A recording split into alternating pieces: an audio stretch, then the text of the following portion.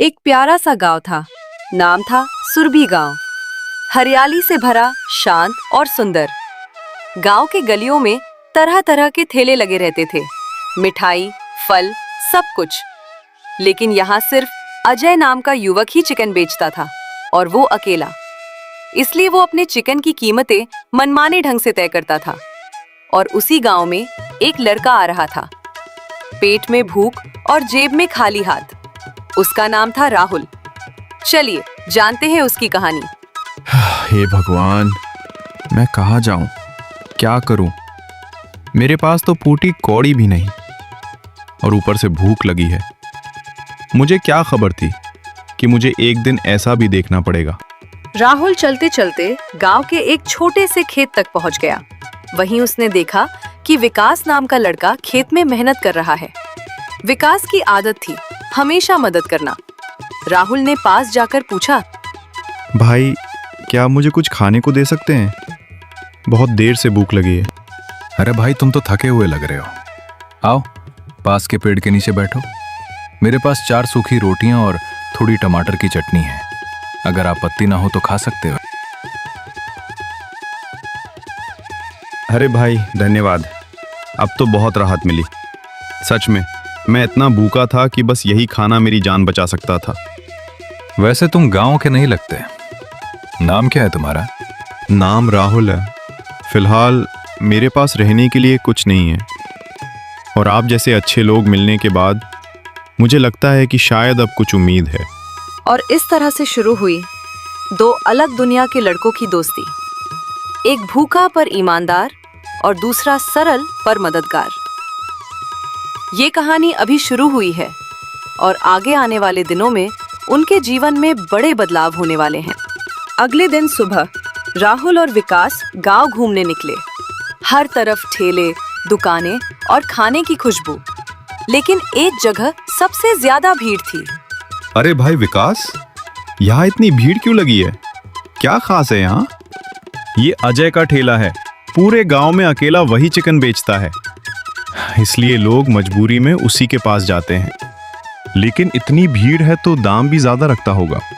हाँ, और कोई कुछ कह भी नहीं सकता। अगर कोई दूसरा ठेला खोलने की कोशिश करता है तो वो उसे बंद करवा देता है। राहुल चुप हो गया, लेकिन उसके दिमाग में कुछ चल रहा था। उसने भीड़ को देखा, लोगों के चेहरे देखे, और फिर धीरे से मुस्कुराया। विकास, अगर हम कुछ अलग करें तो? अलग? मतलब चिकन तो वो बेच रहा है, लेकिन अगर हम कुछ नया बनाएं जो सस्ता भी हो और स्वाद में अलग भी। जल्दी बोल भाई, क्या आइडिया है? चिकन पाव मसाला, कुछ ऐसा जो किसी ने पहले कभी ना खाया। वाह भाई, ये तो कमाल का आइडिया है। गांव में किसी ने ऐसा नहीं बनाया होगा। दोनों दोस्तों की आंखों में अब एक सपना था। अपना ठेला, अपनी पहचान और अपनी मेहनत से कमाई।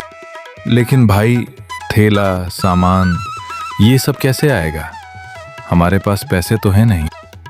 तू चिंता मत कर, मेरे पास एक रास्ता है।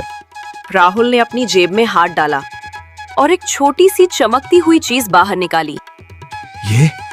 ये तो सोने की अंगूठी है। तेरे पास कहां से आई? बस समझ ले, ये मेरा आखिरी सहारा है। इसे बेच देंगे और अपना काम शुरू करेंगे। विकास ने राहुल की आंखों में देखा। वहां डर नहीं था, सिर्फ हिम्मत थी। और फिर? ठीक है भाई, हम दोनों मिलकर ये काम करेंगे, चाहे जो हो जाए। और बस यहीं से शुरू हुआ 2 दोस्तों का सफर, एक नए सपने की तरफ। दोनों ने मिलकर चूल्हा जलाया, कढ़ाई चढ़ाई, और शुरू हुआ उनका पहला चिकन पाव मसाला बनाना। भाई राहुल, पता नहीं लोग पसंद करेंगे या नहीं। तू बस मेहनत कर, स्वाद खुद बोल देगा। धीरे धीरे मसालों की खुशबू हवा में फैलने लगी। तेल में छनते मसाले और चिकन का लाजवाब रंग, पूरा माहौल ही बदल गया। भाई, खुशबू तो कमाल की आ रही है। बस अब देखते हैं लोगों को कितना पसंद आता है। कुछ ही देर में दोनों ने अपना छोटा सा ठेला उठाया और गांव के चौराहे पर जा पहुंचे। आओ आओ, गर्मा गर्म चिकन पाव मसाला, कुछ नया कुछ अलग, सिर्फ 50 रुपए में। लोग रुकने लगे, देखने लगे। किसी ने पहली बार ये नाम सुना था। अरे ये क्या है भाई, चिकन और पाव? चलो ट्राई करते हैं। पहली प्लेट तैयार हुई, गरम गरम मसालेदार। लो भैया, प्यार से बनाई है, बताना कैसा लगा। दोनों ग्राहक खाने लगे। राहुल और विकास की नजरें बस उन्हीं पर टिकी थीं। अरे वाह, ये तो कमाल का स्वाद है। सच में भाई, ऐसा स्वाद तो कभी नहीं खाया। बस यही वो पल था जहां से उनकी किस्मत बदलनी शुरू हो गई। भाई मुझे भी एक प्लेट देना, मेरे लिए 2 बना दो, जल्दी करो यार। भाई राहुल, देख लाइन लग गई। मैंने कहा था ना, स्वाद खुद बोलेगा। लेकिन दूसरी तरफ अजय ये सब देख रहा था। उसकी आंखों में गुस्सा साफ नजर आ रहा था। ये नए लड़के मेरा धंधा खराब कर देंगे, इन्हें रोकना ही पड़ेगा। उधर राहुल और विकास का ठेला शाम तक पूरी तरह खाली हो चुका था। भाई आज तो सब बिक गया। और तू कह रहा था लोग पसंद नहीं करेंगे। लेकिन एक दिक्कत है, क्या हुआ? मेरे लिए कुछ बचा ही नहीं। अरे तू भी ना, कल बनाने से पहले अपना खाना रख लेना। दिन बीतते गए और राहुल और विकास का छोटा सा ठेला अब पूरे गांव की पहचान बन चुका था। हर सुबह से शाम तक उनके ठेले पर लंबी लाइन लगी रहती थी। लोग दूर दूर से आते, सिर्फ एक प्लेट चिकन पाव मसाला खाने के लिए। भाई ऐसा स्वाद कहीं नहीं मिलता। अब तो अजय का चिकन भी फीका लगने लगा है। लेकिन इस खुशी के पीछे एक बड़ा बोझ अभी भी बाकी था। वो था प्रधान का कर्ज। भाई राहुल, अब पैसे काफी हो गए हैं, क्या हम कर्ज चुका दें? हाँ, यही सही समय है। चल आज ही हिसाब खत्म करते हैं। दोनों दोस्त पैसे लेकर प्रधान के घर पहुंचे। अरे विकास, इतनी जल्दी पैसे लेकर आया है क्या? जी प्रधान जी, ये लीजिए आपका पूरा पैसा, ब्याज समेत। प्रधान ने पैसे गिने और कुछ पल के लिए चुप हो गया।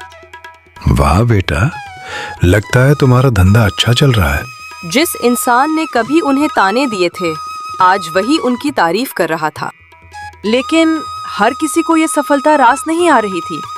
मेरे सामने कोई और धंधा करेगा और मैं चुप बैठा रहूंगा। अब वक्त आ गया है इनका खेल खत्म करने का। अजय ने अपने एक आदमी को बुलाया। सुन, आज रात उनका ठेला गायब होना चाहिए, समझ गया? आप बस देखो मालिक, ऐसा गायब करूंगा कि ढूंढते रह जाओगे। रात गहरी हो चुकी थी, पूरा बाजार शांत था और अंधेरे में वो आदमी ठेले की तरफ बढ़ रहा था। उसने ठेले को धक्का देने की कोशिश की, लेकिन ठेला मजबूत था, हिला तक नहीं। अरे ये क्या, इतना भारी ठेला! थोड़ी देर कोशिश करने के बाद वो वहीं बैठ गया और नशे में ही सो गया। सुबह हुई और ठेला वहीं का वहीं था। अरे निकम्मे, एक काम भी नहीं हुआ तुझसे। उधर राहुल और विकास को कुछ पता ही नहीं था। वे अपने काम में लगे हुए थे और उनकी सफलता लगातार बढ़ रही थी। भाई अगर ऐसा ही चलता रहा ना, तो हम एक दिन अपना बड़ा होटल खोलेंगे। जरूर खोलेंगे, और वो दिन दूर नहीं है। राहुल और विकास की सफलता अब पूरे गांव में फैल चुकी थी। लेकिन जहां एक तरफ लोग खुश थे, वहीं दूसरी तरफ अजय के मन में जलन और गुस्सा बढ़ता जा रहा था। इस बार अजय ने ठेला हटाने की नहीं, बल्कि उनकी इज्जत मिटाने की साजिश रची। अब ऐसा वार करूंगा कि ये दोबारा खड़े ही नहीं हो पाएंगे। रात का समय था, बाजार खाली हो चुका था। अजय चुपके से उनके ठेले के पास पहुंचा। उसने इधर-उधर देखा और जेब से एक छोटा सा पैकेट निकाला, फिर धीरे से उसे ठेले के अंदर छिपा दिया। अब देखता हूं कैसे बचते हो तुम? सुबह होते ही हमेशा की तरह राहुल और विकास ने अपना ठेला लगाया। भीड़ जुटने लगी। लोग खाने के लिए उत्साहित थे। आओ भाई, आज भी गर्मा गर्म चिकन पाव मसाला तैयार है। लेकिन तभी वहां पुलिस की जीप आकर रुकी। कौन है यहाँ का मालिक? जी, हम दोनों। हमें शिकायत मिली है कि तुम अपने खाने में मिलावट करते हो। हमें तलाशी लेनी होगी। सर, आप आराम से जांच कीजिए। हमने कभी कुछ गलत नहीं किया। तलाशी शुरू हुई। हर बर्तन, हर डिब्बा चेक किया जाने लगा और तभी एक छोटा सा पैकेट मिला। ये क्या है? सर, हमें नहीं पता ये यहाँ कैसे आया। इंस्पेक्टर साहब, मैंने भी सुना था कुछ गड़बड़ है इनके खाने में। ये झूठ बोल रहा है। ये इसकी साजिश है। अरे भाई, उल्टा चोर कोतवाल को डांटे। पूरा गांव अब शक में था।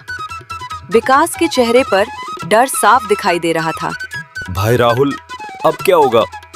तभी राहुल आगे बढ़ा। उसकी आंखों में अब डर नहीं, बल्कि एक अलग ही आत्मविश्वास था।